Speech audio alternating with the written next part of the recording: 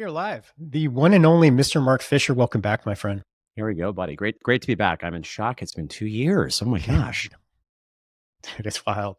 It's wild. It blew my mind. I was like, how long has it been since I've had Mark on? And then I look back, I'm like, oh, it was September of 2022. I mean, that probably meant that we recorded Oh my around June or gosh. July. Either way, it's Yeah.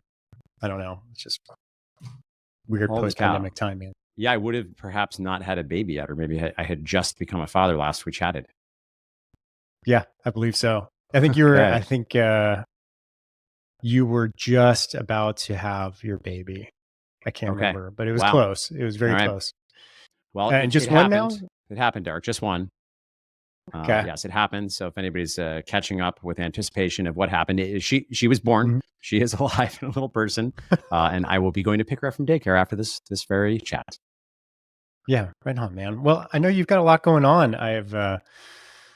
You have a new book. We'll talk about that. Yeah. You've made some moves with Mark Fisher Fitness. Last time Mhm. we were chatting, you had just you're looking to invest in the Alloy, kind of a big announcement. So let's kick it off from there, man. What is new? What's going on over the last 2 years? Wow, all the things. Where to begin? Well, I guess I'll take it from the top. So, still have Mark Fisher Fitness, still on that.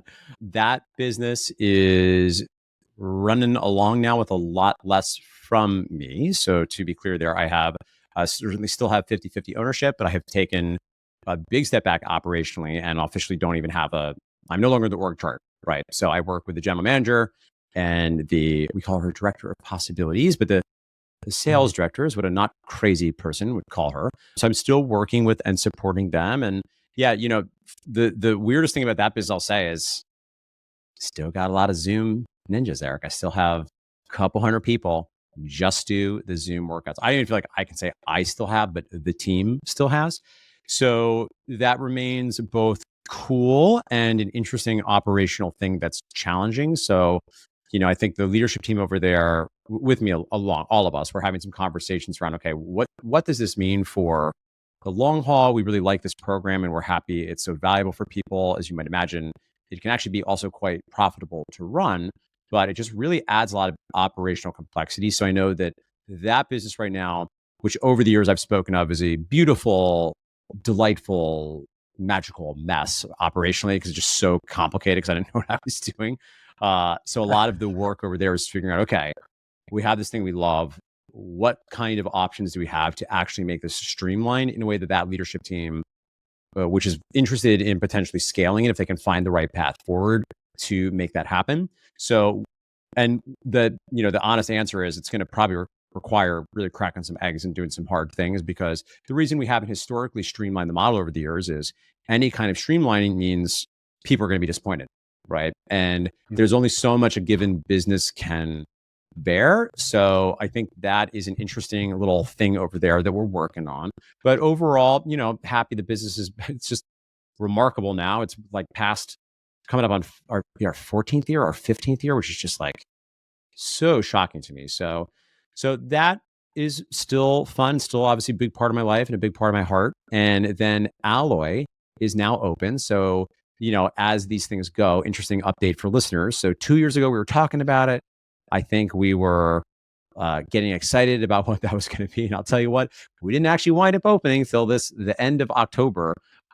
This is being recorded in August. So we are, whatever that works out to be, I guess like 9 months open, 10 months open. I'm happy to dig into more details there if that's of interest, if we want to go down that route. But, I'll say in brief, as to be expected, there were some things that we figured out in real time, specifically had some staffing challenges up front, which are now settled. And I have someone who's just amazing as the fitness director. And that model, unlike Mark Fisher Fitness, because it's so lean and it's so light from a people perspective, you really got to have the right people in the right seats. And we feel we've really gotten there, but that was actually only about a month and a half ago we got there. So, but overall, that business, is so challenging and frustrating and not fun when it's not the right people, which is my responsibility to have the right people. And it's a lot more fun when you have the right people, because it's like, compared to MFF, it is a simple model. So anyway, I've definitely learned some things there that inform how I'm thinking about running gyms and gym marketing. So I'll put a pin in that there in case anything highlights your curiosity. And I'll say very briefly, the third business is the consulting and the coaching. That company's Business for Unicorns. That is the company that released this little book of gym marketing secrets. And I think it's fair to say that's actually my day job. So although I'm, an owner of Mark Fisher Fitness and an owner of Alloy, I only really get involved in those businesses operationally when there's either a specific project that requires flexing up and or I need to come in and really help fix something, speaking candidly. So now happily both those businesses are in a situation where I'm not doing quite as much with that. And Business for Unicorns has grown a lot in the past, particularly in the past like 6 months since we decided we were going to actually really get focused and thought there was a there and got to the place we felt like, okay, after doing this informally now for several years, we feel very confident that these operations are baked out. And you can't ever quite say it's a factory, but we got to the point where we had enough quantifiable, speaking candidly, financial success with enough gym owners that we felt that we were in a position now that we could handle a little bit more scale because we knew that we had the goods to help people if they came to us asking for help for the things we know we're good at. We're gonna really deliver for them. So I'll pull up there. That's my tour of my world, and I'm sure you'll have places you want to dig in more and shine lights on and dig out with a shovel. Yeah, as always, I do.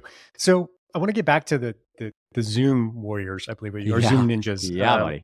Can you believe it? That's fascinating, dude. Yeah. Like, Yeah. are they all in Manhattan, or are they kind of starting to spread out? Like, They're locationally, spread where are out. they? There's certainly many in the New York City area. There is some percentage are in other markets, right? And this is their way of training with Mark Fisher Fitness. But there's a non-zero percentage of them that are even near the clubhouse and probably could come in physically, but just choose not to, right? And there's a number of reasons for that. I think certainly that product is very good. Now, again, it's challenging because it's so different from the other products. The type of fulfillment there requires, as you might imagine, a really good banter, right? So it doesn't require, because you really can't utilize very intense, deep technical biomechanical coaching over Zoom. Though, again, I got to say, these coaches, they work their ass off because they will work that Zoom grid. They're saying names, they're asking people to adjust their camera, they're coaching. I don't want to make it sound like they're not coaching, but there's obviously some limitations doing it through a screen, right? And then further, there is really a premium on, are you funny, right? Are you able to keep a pattern going that has people engaged and amused and inspired? And compared to another service, like let's say something like small group personal training, certainly communication still matters, but it's a very different product with a very different set of deliverables that coach needs to share. So yeah, it's an interesting, so because I suspect some of those individuals might be willing to come and train in person if we just took away that option. We don't have any intention to take away that option, but certainly it's not a program that is growing at this point. And that is the thing that's making a little bit of a sticky moment over there, is we're figuring, okay, what is the path to make MFF simpler? But also, that service line is comfortably larger than the revenue of the average gym in America. So it's hard to just be like, well, we're just going to cancel it. And, to say nothing of the people that find so much value in that program. So that's a thing that, the operations team is figuring out over there. And, another thing I'll share too, that is interesting that we are also grappling with, is that particular street. And this is a little bit New York, I think, compared to maybe other markets, but that particular street has really not recovered from COVID. And I don't mean economically, though that's probably true too. I mean, there's been a meaningful uptick of gnarly behavior on that street. And that too has presented issues. And our landlord's wonderful, but what it's meant in practice is we had to put in a story and a half, basically, gate in front of the clubhouse so that people wouldn't jump into the downstairs entry to the basement to have sex and do drugs. We had to put in prison style floodlights. They put in, again, this is actually to my landlord's credit, to be very clear. I mean, I appreciate that they did this, but you might imagine having to put spikes on the fire hydrants out front because so many people hang out there is not the best. And it can get quite scary actually in the mornings and the evening. So, I think I can probably share this, as I think this is probably not news to anybody. And there's no plans to do anything yet. So if a ninja's listening or team members listening, don't panic. But yeah, I think it's probably not a secret to anybody. One of the things we're going to have to consider is probably finding another location. At least consider. Again, hopefully we can make it work there. But I don't know. It's just tough because of our proximity to Port Authority and the fact there's no other buildings on that street. And anybody that runs any sort of brick and mortar business realizes that's going to have a quiet but meaningful drag on everything from retention to, God forbid somebody comes there to try us out and there are unhoused people sleeping on the street in front of the clubhouse. It's really becoming a point of, I know, frustration and concern for the team and the ninjas alike. So that is another thing that is part of the joys of running all these businesses is, Eric, all these various things. And that's the thing over there that is getting discussed. Yeah. It's funny. I think we may have talked about this last time, but running a gym, it's like the operations, the programming, it's generally like the least of your concerns, man. I call them the parking lot issues. Right. It's just like stuff that happens, like that's just completely out of your control. You're like, what? Like, who's sleeping with who? Wait, like what is going on? It's just these things that you can't quite control. You never saw coming. Yeah. But I guess it's just part of doing business. And so let's talk about business for unicorns and what you guys are doing there. Yeah. So when a person says consulting, it's rather vague. Yep. Right. Like most of the time when I tell people I consult, they're like, oh, I think he's CIA. But I'm not. If anyone was wondering, I'm not CIA. But when you say consulting, and there's a decent amount of consultants within gym space, like who are you guys working with? How are you guys differentiating? And why are you seeing so much growth over the last 6 months? Yeah. So to speak a little bit to who we are working with, we work specifically with independent, for the most part. And actually, that's a lie. We now work with franchises. That's a lie, Eric. We're going quickly. So historically, it has been independent gym owners with 1 to 3 locations. We do require a revenue minimum for the core offering, which we call the Unicorn Society, which is a 12-month coaching program. We do ask for a $15,000 per month minimum. So these are, for the most part, not a brand new baby turtle, though admittedly, that revenue threshold plays very differently in different markets.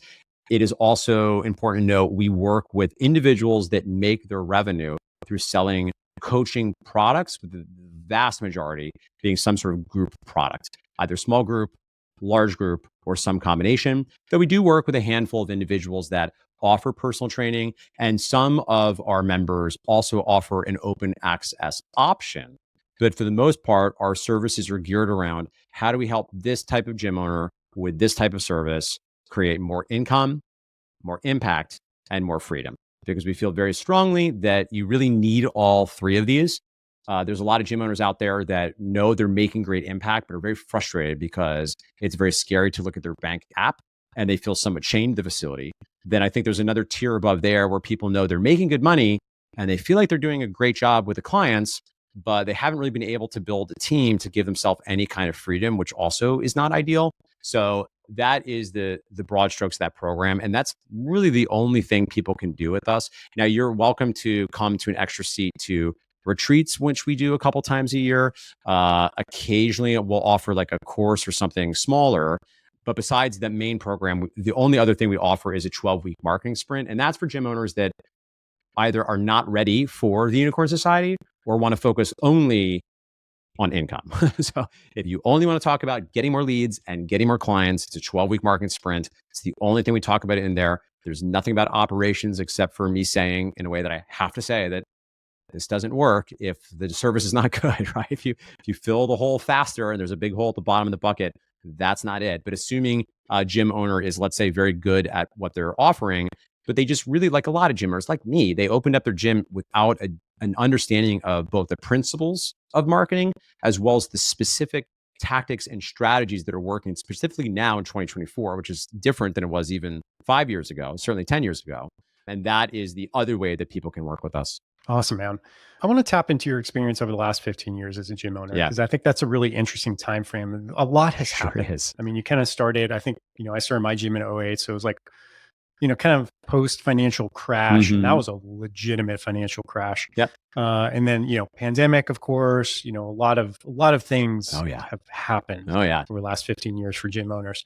So, how, if you can just maybe a broad scope, like how has the gym industry, we'll just talk about independent gym owners, how has it changed over the last 15 years significantly, do you think? And then I want to get into the marketing specifically. Yeah. I mean, there's 2 that come to mind. The first is, and I think this has some pros and cons to it, but I have a theory of what I call the theory of displaced nutrients. So the first way that I see gyms having changed in a meaningful way over the past 15 years is it used to be when guys like us were coming up, there wasn't a lot of information at all about the business of fitness. And if you were really ambitious and nerdy, at least by the time I opened up Mark Fisher Fitness or started getting serious about it, 2010, 2011, at least by that time, there were a couple people talking about fitness business, but for the most part, there were only a couple of them. And there wasn't that many resources where they were putting out tons of content necessarily. You would see them maybe at an event, there might be one or two business speakers. And a lot of the learning that you would do would be through books. You'd read business books, which may or may not apply to a gym because obviously most business books, maybe not obviously, but many business books are written as essentially business cards for corporate consultants to book much larger companies that have the amount of revenue necessary to hire people and consultants for very large consulting gigs. So that's not to say that I don't get a lot of value out of a lot of business books, but as somebody that's been reading, 1 to 2 books per week for my career at this point, a lot of them at this point are feel more and more flimsy. Like this was a pamphlet, and you couldn't just give them your framework, your whatever your XY axis, whatever your model is. You had to write a book around it, and then you had to like put all your friends in a chokehold to get on some obscure bookseller list. Because now instead of 10K for the day, now you can charge 25K for the day and get business class, right? And I don't judge any of that, but I just want to point that out because if you're listening to this, particularly if you are a smaller gym owner, a brick and mortar business, it's not that that's a bad idea to read books like Good to Great. You should absolutely read that. There's, I think, principles that are still useful, but it's so far into what your experience is like running a gym where you have 3 employees. You maybe make a hire once every 18 months, just a very different scale of business. So I say all of that to point out that this is very different now. So now there's tons of guys like me, like us. There's a lot of resources. There's, I think, God, there has to be like 30 podcasts just devoted even to my particular niche of the fitness business. There are all sorts of coaching groups. There are all sorts of courses, products. If you go to events like Perform Better, where I speak on the tour, instead of there being 1 or 2 people now, usually any given weekend, there's, 3 to 5 to 6 different speakers that are talking about the business. And I think net, it's a positive in a lot of ways because we're still a young industry. And in particular, my corner oftentimes is often defined by being a personal trainer that opened up a gym, which is very different than a business person that opened up a gym because they wanted to get into business, right? And it's not to say that either are better than the other, just that if you come from a personal trainer background, you often need a lot of those gaps filled in to understand the basics of marketing and sales and finance and hiring and managing and developing a team.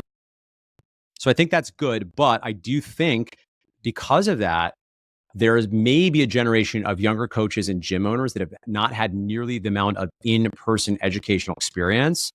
And my suspicion is it might have maybe in not helpful ways diluted the actual quality of the technical training fitness product. And I want to be clear because I am not a zealot at all. From a public health messaging perspective, I want people moving, right? I want everybody going for aggressive walks every day. If we do that, I've always been more interested in raising our floor as a society than necessarily optimizing into the far ether for the people that are, amazing, inspiring freaks of nature that are so fit.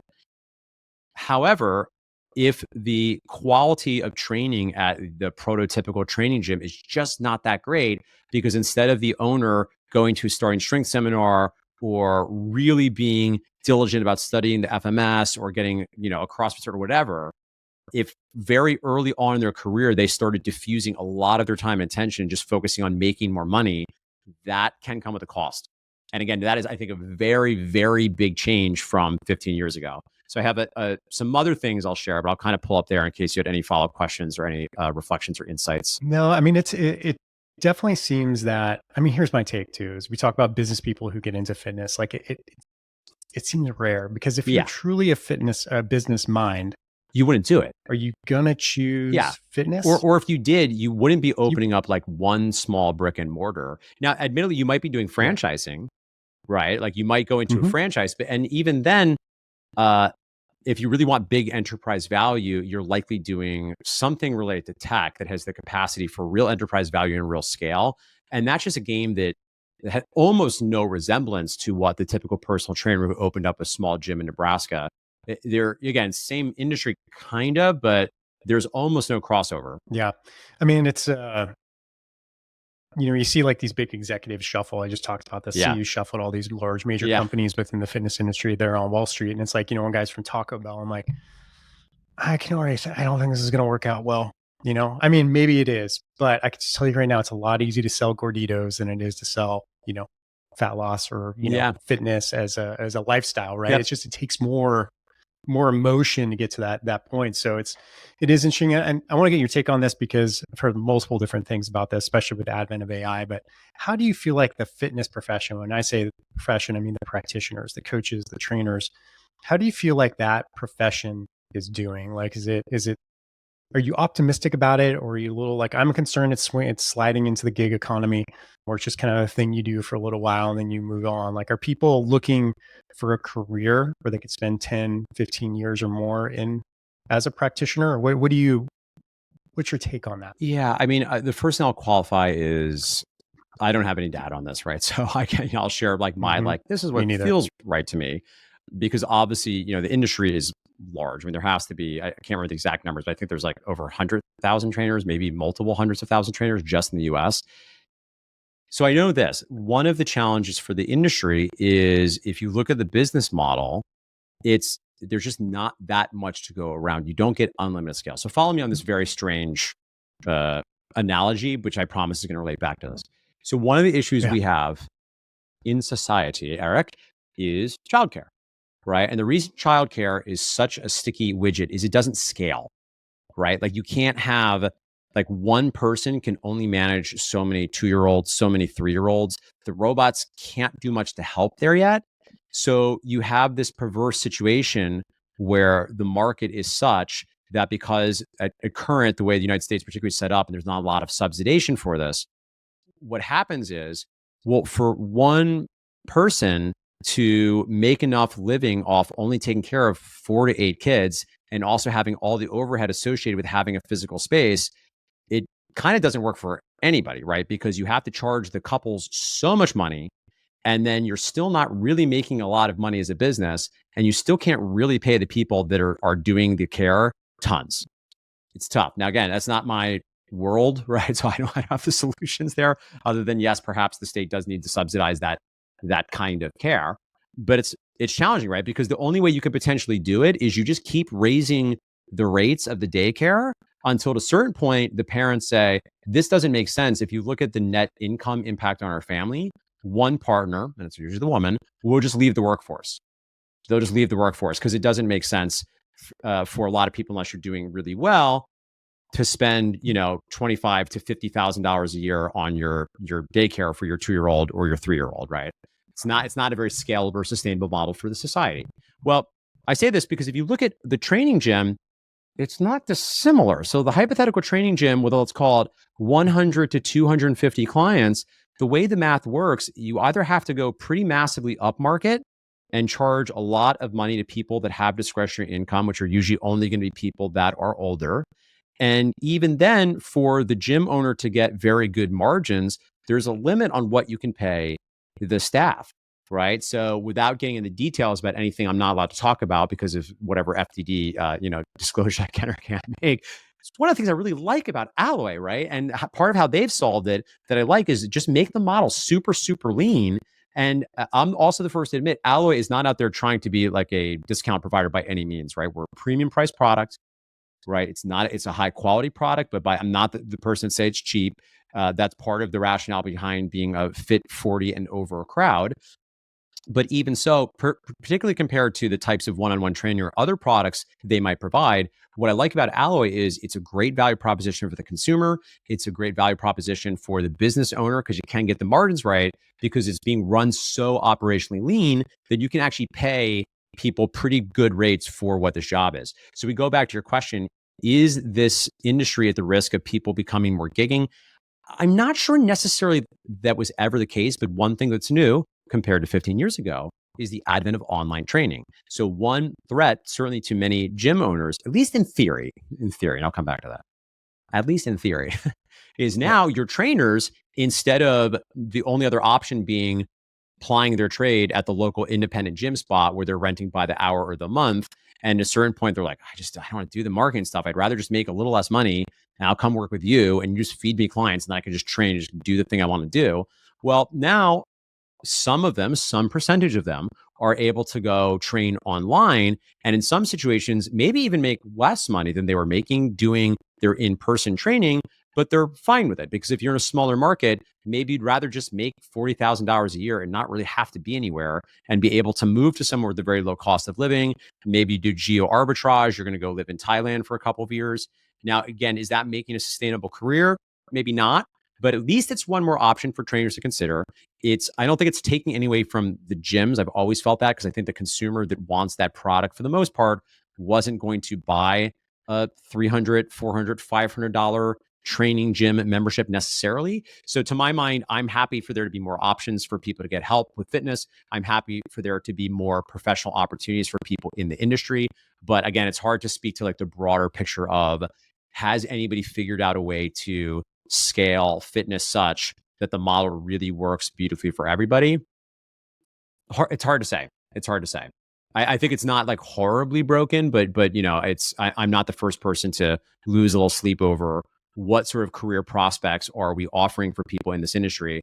How do we make it so not just gym owners like myself, but the actual frontline trainers have a career? Because for the most part, the solution most people have had is we just accept it's going to be a transitory thing, right? You expect if you sign up, if you come and work at most training gyms, unless you're in a rural market and you're very happy to make X and you're not super financially ambitious, and which by the way is not a bad thing, right? I don't mean that in a derogatory way, but if you're very happy in your market making what you're making, then that's good for the gym owner, be pretty sustainable.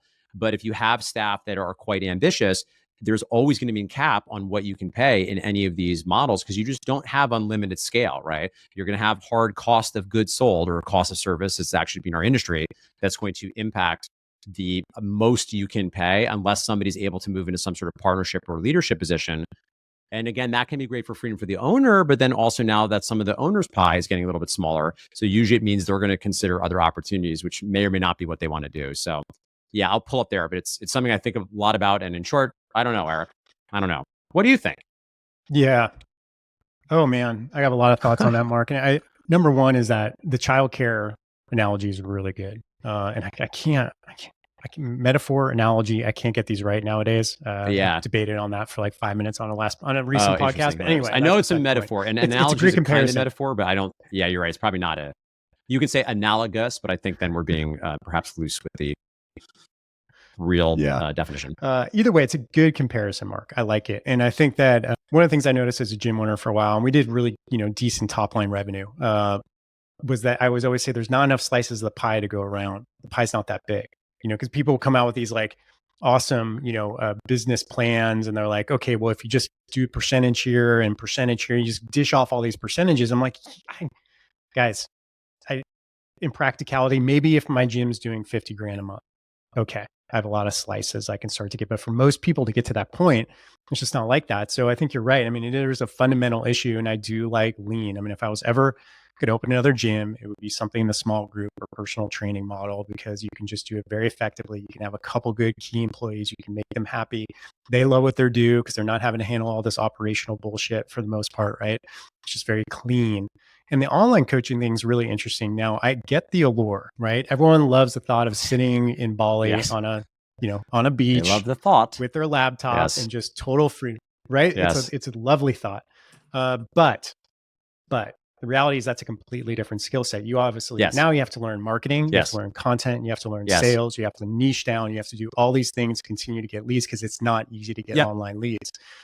So I think there's a little bit of I was just having this conversation with a good friend of mine. He's an awesome coach, dude. He's like one of the best action sport coaches I know.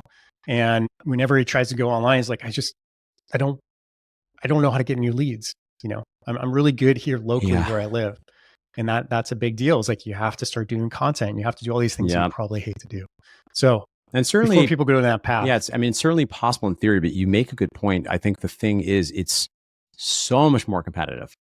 It's so much more competitive. And you can argue that, like, yes, listen, somebody's got to win. But when you remove the geographic constraint, you're competing against everybody else, to say nothing of the fact that there are still a lot of consumers that don't want that type of training. And again, there are some that's actually the better fit. They're like, just give me my program, or we do a call once a month or whatever. And there are people that do it really, really, really well. But yeah, there's higher potential return at least, but you're playing in a much, much more crowded ball game because you don't have the geographic moat, right? Whereas a gym, you're only ever going to be able to be competing with other people that could physically get to your facility, and they might go somewhere else. Yeah. And I think one of the things that if you are going to go online, that I would urge you is like, you have to start to understand what building a brand means. Like a brand came across someone who does really well in the online space. Her name's Kelly. I can't remember her last name, but Western Workouts is the name of the business. So she's a cowboy. Okay, I love it. Right. Like, and she does workouts specific to that stuff. She's very niche down. She's got great social media presence. She's a brand, man. Like it's really good. And she's going to do really well because she took a long time to, develop that niche and that brand. So I think that's something that people need to consider. Totally. I want to give us enough time for something here, Mark, is like, okay, I asked you about how the gym business has changed over the last 15 years, but specifically, like, how has gym marketing changed over the last 15 years? Because that's been a significant shift. I mean, I remember there was no Facebook ads. I know. Me too, bro. Me too. And not only that, I remember, this is the weird things about the early days of MFF. I remember when organic Facebook, in retrospect, drove a lot of brand awareness for us. It drove both people finding out we existed because people were posting about us on Facebook and tagging us.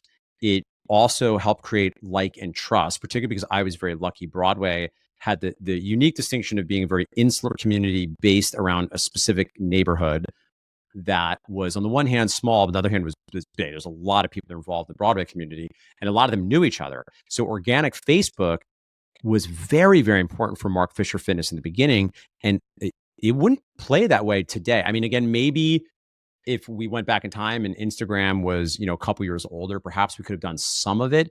Instagram also is always changing, and you got to imagine it's only a matter of time before Instagram's organic reach goes down. And I think we're already seeing that's happening over and over. It's going to become the pay to play market as well. But yeah, there were no Facebook ads, but listen, children, sit on Grandpa Marky's knee. I used to write a lot of news feed updates in Facebook that really helped build awareness for what MFF was, built my personal brand within that community, and really meaningfully drove business.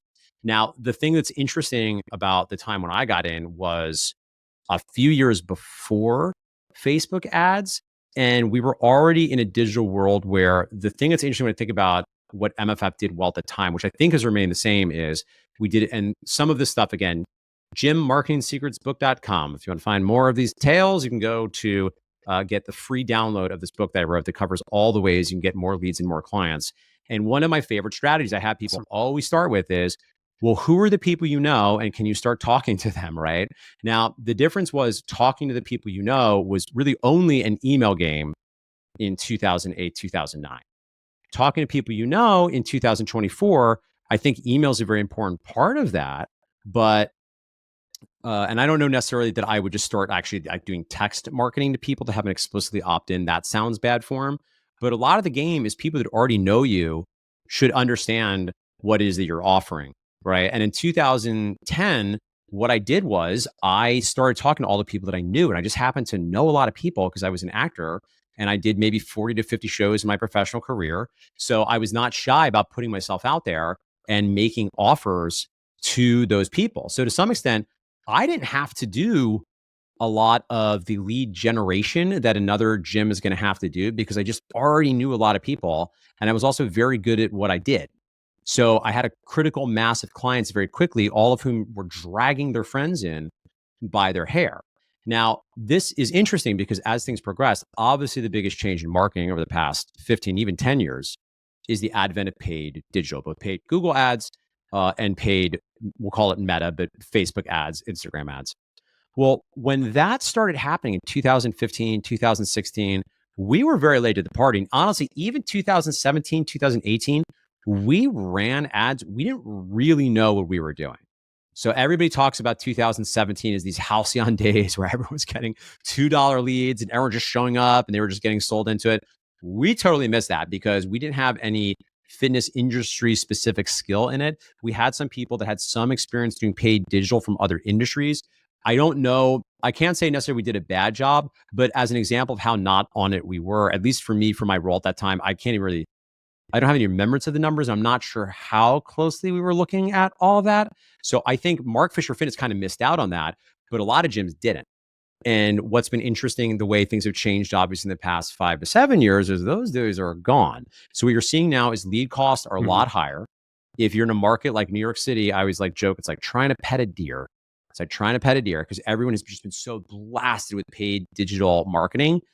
I mean, everybody's in the game. It's funny. I saw a Instagram post of a gym consulting business the other day, and they were the content was an interesting idea. They're like, I'm going to Google 10 local businesses and see who's running ads, and only one of the people running ads. I was like, ha ha ha ha. So this is another strange thing about paid digital ads, and I think marketing strategies in general, they're highly market dependent. There are markets where people are just not burnt out, where you're going to get cheaper leads. People are going to be more trusting. They're going to be easier to move through the funnel. If you're in Midtown Manhattan, you're smoked. It's not, and again, it's not that it doesn't work. It totally works. We still drive a lot of our business from paid ads, but you have to be very sophisticated with the strategy. People are pretty burnt out, and it's going to cost you more money than it will in a lot of other markets.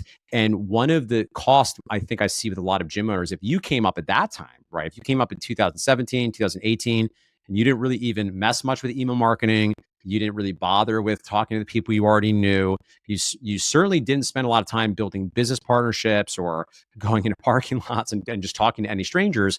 Because at the time, it didn't make sense. It was the better use of your time and money. Just like keep putting money in the Mark Zuckerberg money machine, putting $1 in, get $3 out. Just keep doing it over and over. And then what wound up happening was every year, as that's gotten a bigger and a bigger and a bigger grind, a lot of those gym owners from that era, I think, in some situations, never took the time, if I'm being real, to force themselves to go out there and do the uncomfortable other things that are, for the most part, going to be much slower return. It's going to be a longer tail before you really start to see the results.